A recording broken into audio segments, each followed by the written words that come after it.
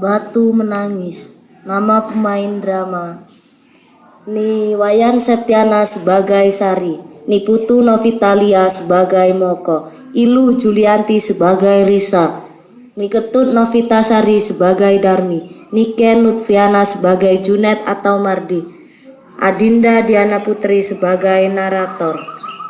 Di sebuah desa terpencil di daerah Kalimantan Barat, hidup seorang janda tua yang bernama Darmi. Ia hidup di sebuah gubuk kecil di ujung desa dengan ketiga anaknya, yaitu Risa, Sari, dan Moko. Sejak ayah mereka meninggal, kehidupan mereka menjadi susah. Ayah mereka tidak meninggalkan harta warisan sedikit pun. Untuk memenuhi kebutuhan mereka, Darmi bekerja di sawah atau ladang orang lain sebagai buruh upah. Aku memang perempuan tercantik di desa ini. Iya kan adikku? Diam tak mendengarkan perkataan kakaknya sambil melanjutkan menyapu. Hei Ude, kau mendengarkanku tidak? Mendekati Sari. Iya kak. Bagaimana dandananku? Cantik tidak? Iya kak, kakak sangatlah cantik. Andai kakak bisa membantu ibu, pasti kakak akan terlihat lebih cantik. Apa maksudmu? Katakan sekali lagi. Menjambak rambut adiknya. Aduh kak, maafkan aku kak. Kakak memang cantik. Bahkan kak tak membantu ibu. Maafkan aku kak. Kak, lepaskan. Sari itu adikmu. Jangan perlakukan dia seperti itu. Hei kurus, jangan ikut campur kau. Sari itu adik kandung kita kak. Kasihan dia. Pergi meninggalkan Moko dan Sari. Kamu tak apa-apa Sari?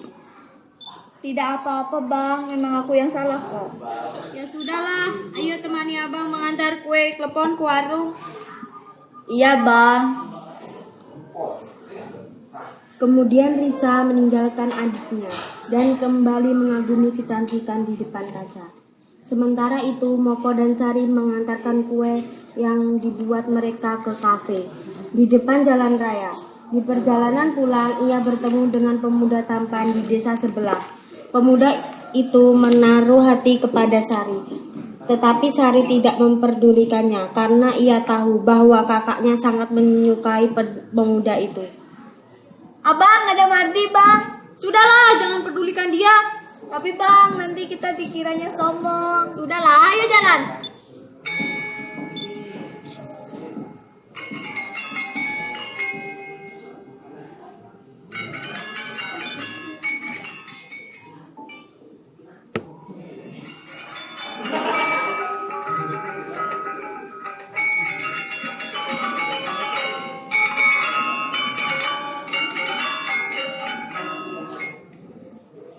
Om Swastiastu, Bang Moko, Sari tersenyum lebar. Om Swastiastu, bang saya ini bukan abangmu. Kan sebentar lagi kamu akan jadi abang saya. Hehehe. Kamu jangan terlalu berharap deh. Sari mau kemana? Mau ke Pungut deh. Memangnya Sari dari mana? Dari warung Bu Ijah nganterin kue klepon. Oh, mau saya anterin pulang. Tidak usah, kan ada saya. Ngapain kamu mau nganterin pulang segala? Kali aja takut bang, pulang berdua. Maklum bang, jalan sini banyak orang jahat. Iya, banyak orang jahat, termasuk kamu. Ayo Sari, kita pulang, nanti ibu mencari kita. Iya bang, permisi. Hati-hati ya Sari. Senyum simpul. Sesampainya di Moko memarahi Sari dan memperingati agar ia tidak dekat-dekat Mardi. Dan ternyata di belakang pintu Risa sedang mendengarkan percakapan mereka. Sari, ingat ya, kamu jangan pernah mau dekat-dekat dengan Mardi. Abang tahu sekali dia itu orang yang pemalas. Dia hanya membanggakan harta orang tuanya. Iya bang, Sari mengerti. Lain kali kalau ia mendekatimu, kamu harus cepatnya pergi. Abang tidak mau kamu ikut menjadi orang yang pemalas. Iya. Hei Udi, jangan pernah kau mendekati Mardi. Iya kak, aku berjanji tidak akan mendekati dia. Dengar ya, pemuda yang tampan dan kaya di sini hanya cocok denganku. Yang cantik jelita ini, tidak denganmu. Pergi menuju dapur. Iya, sangat cocok sekali Mardi denganmu kak. Sama-sama pemalas. Cetusnya. Di dapur. Ibu, Ya nak, ada apa? Mana makanan kita, Bu? Aku sangat lapar, Bu. Aku mau makan. Sekarang, cepat, Bu. Tunggu sebentar nak, ibu menunggu adikmu membawa uang untuk membeli beras karena beras kita sudah habis. Apa? Aku bisa mati kelaparan. Bu, ini uang penjualan kue kemarin, Bu. Merebut uangnya. Kak, itu uang untuk makan kita, Kak. Uang ini akan kubelikan baju baru. Risa, jangan. Ini untuk beli beras. Tapi, Kak. Stop. Aku tak mau mendengar keluhanmu. Sekarang ibu masak makanan untukku. Aku mau tidur. Setelah aku bangun, makanan itu harus sudah siap. Kalau tidak, awas saja. Ya, nak. Setelah beberapa jam kemudian, Risa bangun dari tidurnya. Ia merasa kelaparan dan segera keluar kamar. Ibu, Bu, Ibu, makanannya sudah siap belum? Aku sudah lapar. Ya nak, sebentar lagi nak. Ah, dasar orang tua kerjaannya lama sekali. Tiba-tiba di luar ada bunyi seorang mengetuk pintu. Om Swastiastu. Jadi ki siapa ta bengak. Pak, nyedo, dengan pesu. Oke, I go to keluar. Eleh mak sok-sokan bahasa Inggris SD ra lulut. Jadi siapa ya, nak? Sarinya ada, Bu. Oh, Sarinya sedang keluar, nak. Kamu siapa ya? Saya Mardi, Bu. Siapa sih? Mardi. Hai Risa. Pasti kamu kesini mencari aku kan? Hah? Dahlah, ayo duduk. Buatkan air minum untuk Mardi dan aku. Sekarang. Setelah ibunya ke dapur. Siapa itu Risa? Ibumu. Hah? Siapa? Yang tadi? Ya bukanlah, dia itu pembantuku. Oh, pembantumu. Iya. Hahaha. Di belakang. Ibu kenapa? Ibu tak apa-apa, nak. Siapa di luar, Bu? Nak Mardi. Mau ngapain dia kesini? Aku keluar dulu ya, Bu. Tiba-tiba. Bang Moko. Ngapain kamu kesini? Sari sedang sembahyangan. Hari ini hampir senja. Lebih baik kamu pulang. Tapi pembantumu kan sedang membuatkan kita minum. Hah? Pembantu? Ya sudahlah. Saya pulang dulu ya, Om Swastiastu. Swastiastu. Setelah kepulangan Mardi, terjadi pertengkaran hebat antara Moko dan Risa. Apa yang kakak lakukan, Kak? Memangnya apa yang aku lakukan? Kakak bilang dengannya kalau ibu kita itu adalah seorang pembantu. Memangnya kenapa? Kak, beliau itu ibu kita, bukan pembantu kita, Kak. Kakak sudah keterlaluan. Kakak tidak menghargai ibu lagi. Aku sangat malu mengakui perempuan tua yang jelek itu ibuku. Apa kata-kata orang-orang jika perempuan tercantik di desa ini mempunyai ibu seperti itu? Kakak keterlaluan. Risa segera pergi masuk kamar dan di depan pintu ia bertabrakan dengan ibunya. Keesokan harinya, Risa putri sulung Darmi sedang berdandan. Ia sangat malas dan jauh berbeda dengan adiknya. Dia bersifat sombong dan durhaka. Kerjaannya hanya bersolek dan mengagumi kecantikannya di depan cermin. Ia sama sekali tidak mau membantu ibunya mencari nafkah. Setiap kali ibunya mengajak pergi ke sawah, ia selalu menolak. Nah, kamu sedang apa? Ibu tidak melihat apa? Aku sedang berdandan. Daripada kamu berdandan terus di sini, lebih baik kamu membantu ibu ke sawah. Apa? Aku tak salah dengar. Ke sawah? Tidak, nak. Aku tidak mau. Nanti kuku dan kulitku kotor terkena lumpur. Pergi saja sana, ibu bersama Sari. Sana. Memangnya kenapa kalau kuku dan kulitmu kotor, nak? Sari saja setiap hari membantu ibu di sawah terkena lumpur. Astung keadaan sampai sekarang ia baik-baik saja. Tidak ya tidak. Aku tidak mau pergi ke sawah. Ibu tidak usah samakan aku dengan Sari.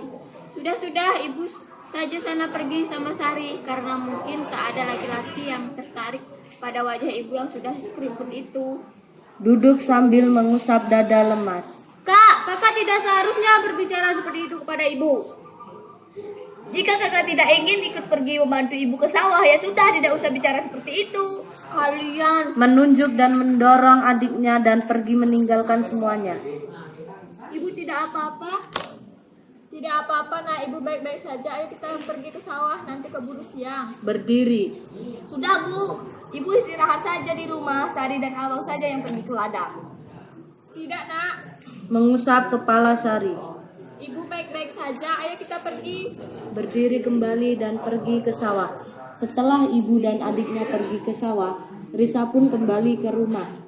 Saat ia ingin kembali mempercantik wajahnya, ternyata alat-alat kecantikan yang ia miliki sudah habis. Sari merasa kesal. Yang ia lakukan hanya mondar-mandir tak karut. Alat-alat kecantikanku sudah habis. Memeriksa alat kecantikannya. Kalau begini, bagaimana bisa aku menjadi wanita tercantik di desa ini? Aku harus segera membelinya. Hari sudah menjelang siang. Risa teringat dengan alat-alat kecantikannya yang sudah habis. Tak lama kemudian, ibu dan adiknya datang. Tanpa basa-basi, Risa langsung menghampiri ibunya yang baru saja di pintu dan masih terlihat lelah. Bu, alat-alat kecantikanku sudah habis. Ibu harus segera membelinya yang baru. Kak, Ibu baru saja pulang. Seharusnya kakak bisa lebih menghargai Ibu. Risa, ibu masih lelah. Besok saja ya, pasti ibu belikan. Duduk menghela nafas. Tidak, Bu. Membentak ibu. Aku ingin sekarang. Kakak. Diam kau anak kecil. Sambil melotot. Sudah tak apa-apa, Sari, biar ibu beli sekarang. Bicara kepada Sari. Tapi Risa, ibu tak tahu alat kecantikan seperti apa yang kamu maksud. Kamu harus ikut ke pasar juga. Hah? Aku harus ikut juga.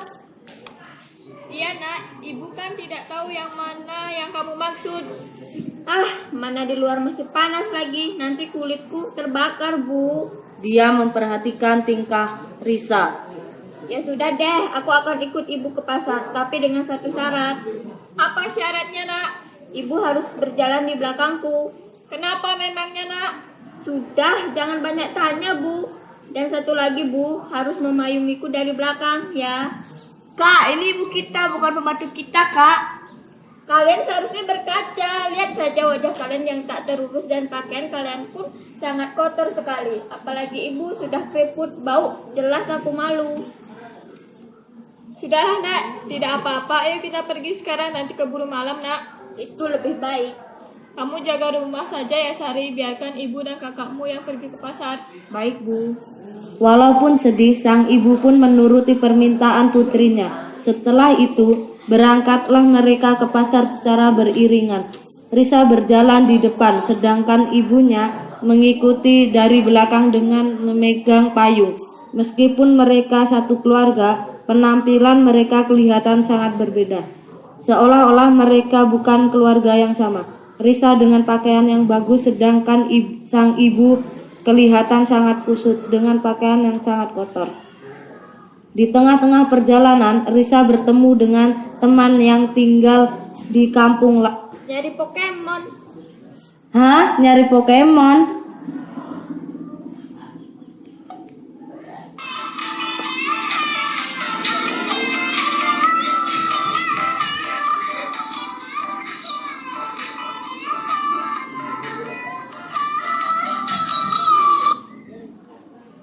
Ya ke pasar lah. Mau beli apa kamu ke pasar? Alat kecantikan. Oh, dan di belakang siapa? Ibumu? Hah? Iya. Iya, wanita yang memayungimu itu. Tentu tidak lah, dia hanya pembantuku. Risa sudah cantik, baik pula. Aci, gak jelas. Mau mengajak pembantunya ikut ke pasar, tersenyum dan kembali berjalan. Nak, kenapa kamu berbicara seperti itu? Dah, diamlah. Jangan mempermalukanku. Laksana disambar petir. Darmi mendengar ucapan putrinya seperti itu, tapi dia hanya terdiam sambil menahan rasa sedih. Ayo cepat pembantuku, lama sekali berjalannya. Diam sejenak dan terjatuh. OMG, hello. Ayo cepat, nanti tokonya keburu tutup. Sang ibu tetap saja tidak menjawab pertanyaan anaknya. Ternyata ia sedang berdoa kepada Tuhan agar menghukum anaknya yang durhaka itu. Risa melihat mulut ibunya komat kamit sambil mengadah tangannya ke atas. Hei, ibu sedang apa sih? Nada membentak menoleh kepada ibunya.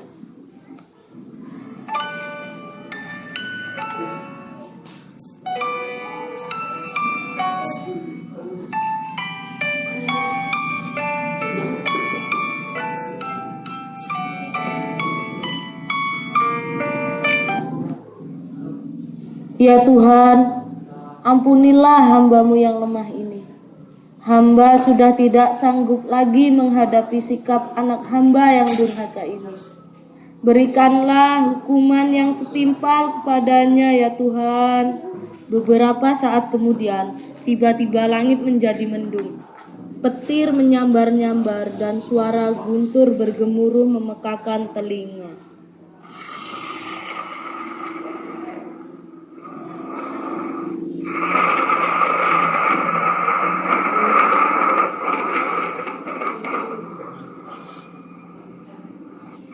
Hujan deras pun turun.